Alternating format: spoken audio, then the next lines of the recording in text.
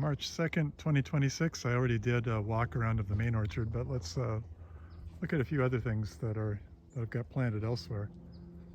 This is the Red Baron peach. That's the best bloom I've seen on it yet, and I've planted it here in a garden area as opposed to the main orchard, mainly because I just figured it would be a great accent, and it sure is. Look how it stands out, just like I intended. Stands out against those olive trees with their dark foliage. And of course it's a spectacular, tasty, really good peach. It's just got one of the prettiest blooms you'll see of anything in the peach and nectarine group.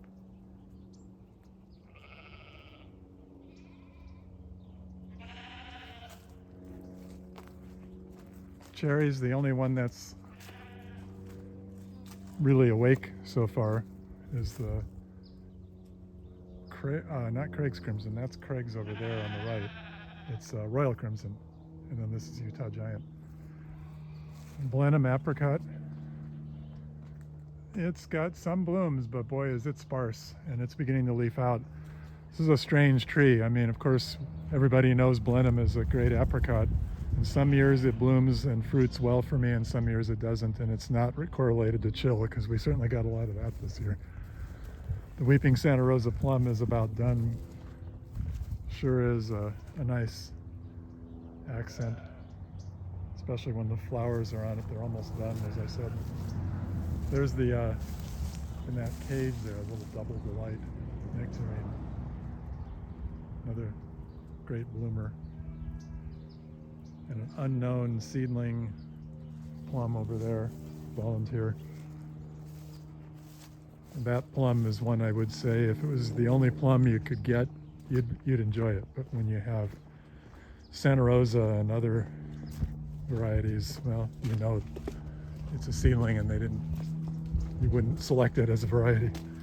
The only other stone fruit in this area is definitely worth a look. That's the Spice Z Nectaplum. Maybe the best bloom it's ever had for me.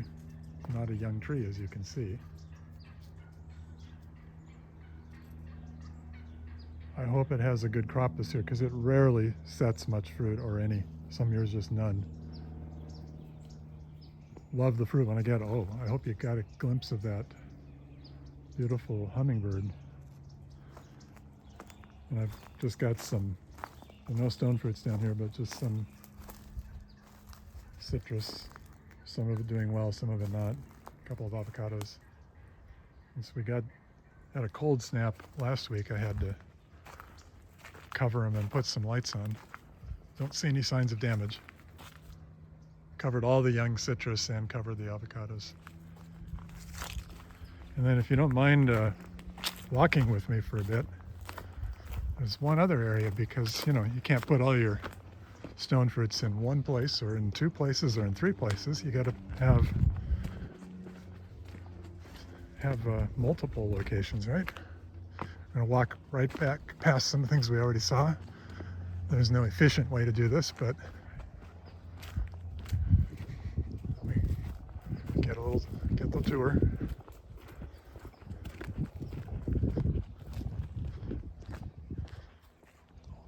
Got some almond trees, they're just seedlings. The nuts are completely useless, but unless you need a cyanide source. But this one bloomed first, as always, and it's actually set some useless fruit. That's the other one that blooms. This has the best bloom of all of them, but totally worthless nuts again.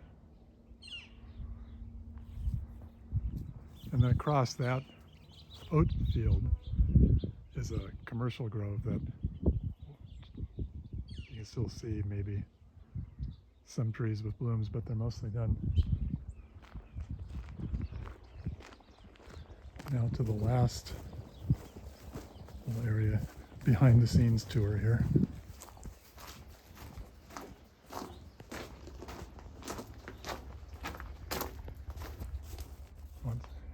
Want to see a heavy producing passion fruit vine, Frederick variety, or bountiful beauty. A lot of fruit. Let's set this here.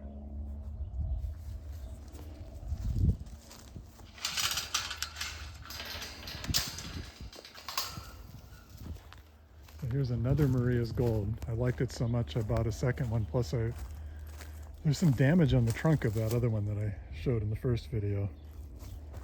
And I was a little worried the tree might die. So far it looks like it's fine, but wanted to be sure to have a backup. This one's on Laval rootstock, I think. Or is it on St. Julian? I'd have to look that up. I think it's St. Julian. Anyway, it's it's the other one's on Citation, and that one's growing better than this.